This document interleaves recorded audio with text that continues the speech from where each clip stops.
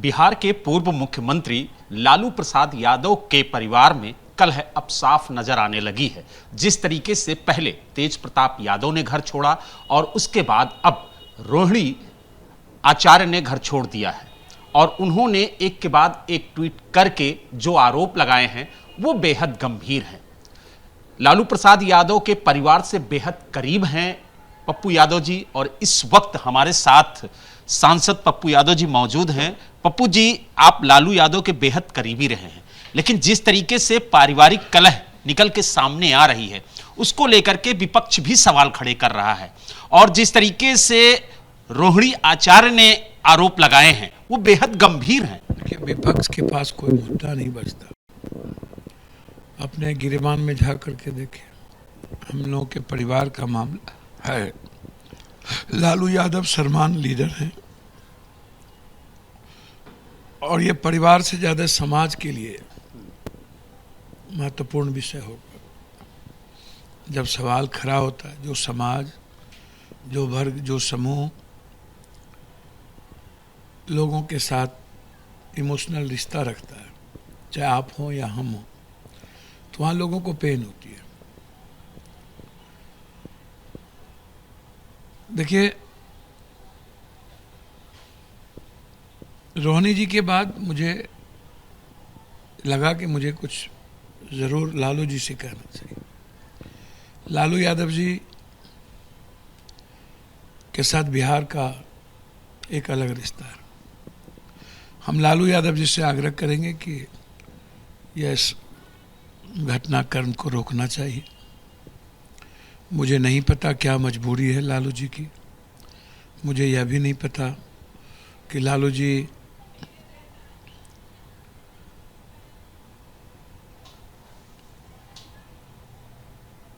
कुछ बोलने के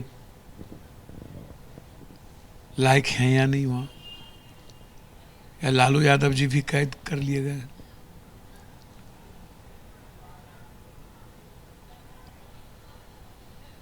लालू यादव जी हमेशा समाज का ख्याल रखें। इन मुद्दों पर भी समाज का ख्याल रखना चाहिए। मेरा सवाल आज पूरे बिहार के उस लाखों वर्कर के भावनाओं से है, करोड़ों समाज के उस सम्मान से है। व्यक्ति और परिवार बहुत छोटा होता है समाज के सामने, और वो समाज आज हाशिए पर क्यों है, क्यों उन्हें गाली का कारण बनना पड़ रहा है, यह तेजस्वी यादव को विचार करना चाहिए। लेकिन जिस तरीके से आरोप लगाए जा रहे हैं, संजय यादव का नाम ले रही हैं, वही बोल रहा हूँ। मैं तेजस्वी यादव जी से आग्रह करूंगा कि आप 32% सीएम के लोगों के उम्मीदवार थे।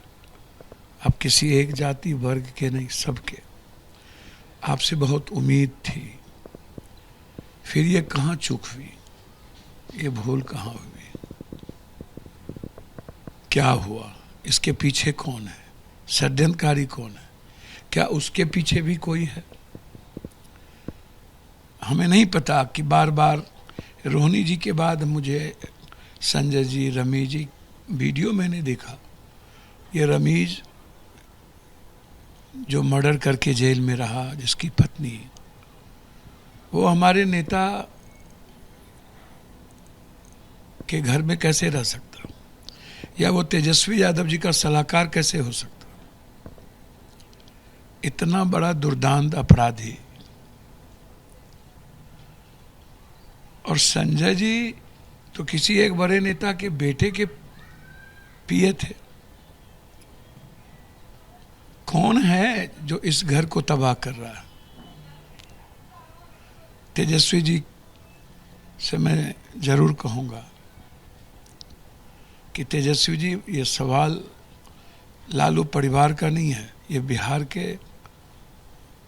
हमारे समाज का है, और हमारे समाज को गाली का कारण बनना पड़े, इसको आपको बर्दाश्त नहीं करना चाहिए। यही तो विपक्ष सवाल खड़े कर रहा है कि पहले भाई, फिर बहन और लालू जी पूरी तरह से चुप हैं, तो उनको किसने नजरबंद किया है? मैं वही बात कह रहा हूं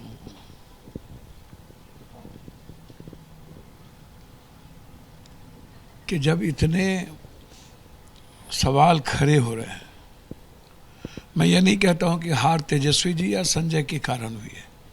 हार में तो बहुत सारे तिक्रम हैं, बहुत सारे सिस्टम हैं, सब कुछ के वहाँ, लेकिन हम अपनी गलतियों को ना छुपाएं। हम सबसे गलतियां हुई है, और जिस गलतियों में जिस तरीके से 15-20 लोगों को छोड़ दीजिए तो लगभग टिकट राजद में बिके। बड़ी बात कह रहे हैं सर, अन्य दलों में भी बिके।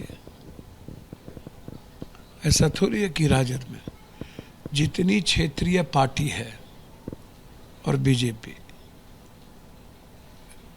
नीतीश कुमार जी की पार्टी को छोड़ दीजिए, कुछ नीतीश कुमार जी की पार्टी में भी नीचे में गेम हुआ, कांग्रेस और को छोड़ दीजिए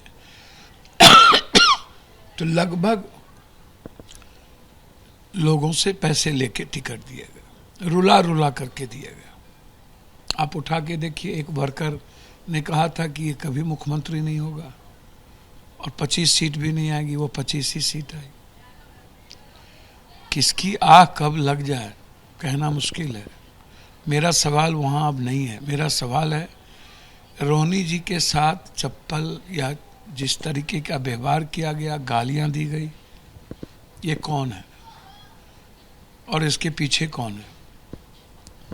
आप परिवार के बहुत खास रहे हैं, क्या लालू जी से आप बात करेंगे? जिस तरीके से परिवार की कलह बाहर निकल के आ रही है, उसका जो विपक्षी दल है वो फायदा भी उठा सकते हैं। नहीं, सवाल नहीं उठता। पप्पू यादव के रहते हमारे समाज पर हम मरना पसंद करेंगे, कोई आंच तो नहीं आने देंगे। और लालू यादव जी से कई बार हम मुलाकात करना चाहे तो वहाँ से कोई रिस्पांस नहीं। हम बीच में चुनाव के पहले भी हम तेजस्वी यादव से मिलना चाहे, बीच में भी बात करना चाहे, तो मुझे लगता है कि रमीज जो क्रिमिनल है वहाँ, और संजय को पप्पू यादव वहाँ उस परिवार में आए, इसको पसंद नहीं है, क्योंकि इन लोगों की दलाली खत्म हो जाएगी।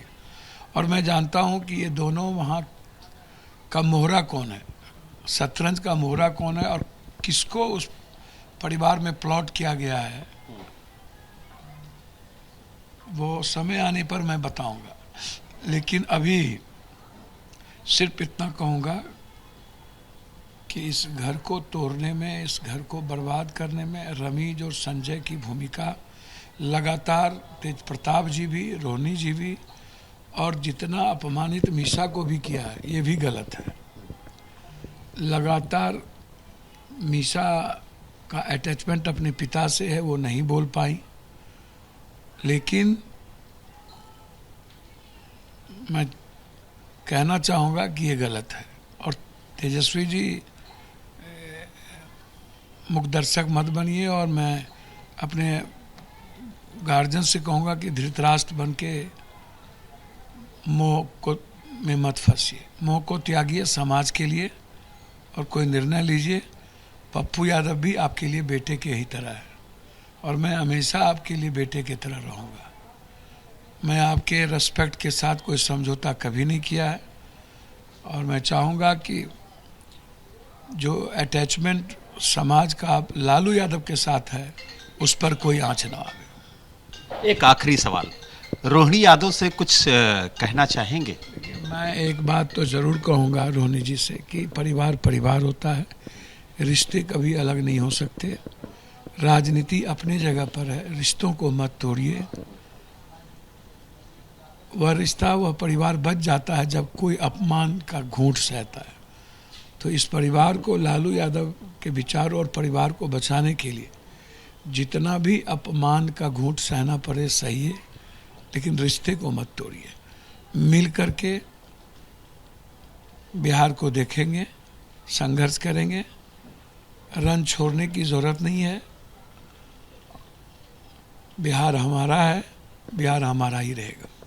तो आपने देखा, हमारे साथ पप्पू यादव जी थे, जिन्होंने कहा कि हम कोशिश करेंगे लालू प्रसाद यादव से मिलने की, और जिस तरीके का माहौल परिवार के अंदर बना है, जिस तरीके से किसी बाहरी के हस्तक्षेप से परिवार में विघटन की स्थिति आई है, एक बंटवारे जैसी स्थिति आ गई कि पहले बेटा गया, फिर बेटी गई, और कहीं ना कहीं अब लालू जी को इसे संभालना होगा, क्योंकि ये एक घर का मामला नहीं है, परिवार का मामला नहीं है, बल्कि समाज का मामला है। और इसको लेकर के उन्होंने रोहिणी आचार्य से भी कहा कि वो जितने भी अपमान के घूंट है वो पी जाए, क्योंकि परिवार को बचाना उनका पहला फर्ज है। और इसको लेकर के बार बार उन्होंने लालू प्रसाद यादव से कहा कि इसमें हस्तक्षेप जरूर करें, क्योंकि कहीं ना कहीं जिस तरीके की तस्वीरें निकल के आ रही हैं वो चिंताजनक।